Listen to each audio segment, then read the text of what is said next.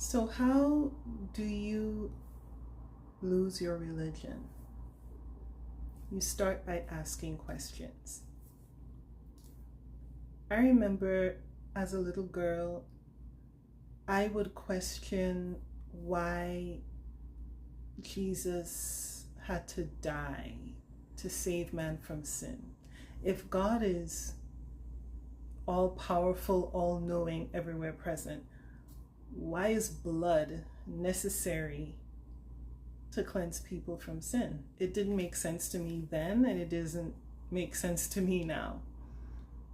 And songs like there's this hymn, there is a fountain filled with blood drawn from Emmanuel's veins, and sinners plunge beneath the flood of this blood, lose all their guilty stains.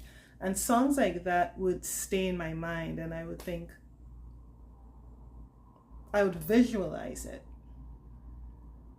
and see the vein and the blood and the fountain forming, and the sinner in his dirty robe representing sin dipping into the... And it grossed me out. As a 6-year-old, I was like, this doesn't make any sense. And no one has ever been able to fully explain why an all-powerful God needs blood. The only thing they will say is, well, the Bible says so, and you just accept it by faith.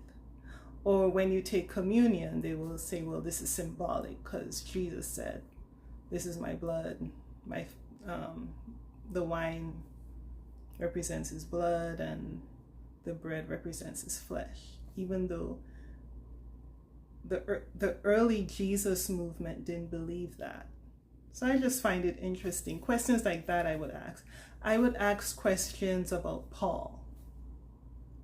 Why does Paul, when I got my first grown-up Bible, I think I was 8 years old, and I was looking through the Bible for the first time, seeing the words, seeing how everything is structured, looking at the list of books in the Bible, and you come to the New Testament, and it says you have the Acts of the Apostles.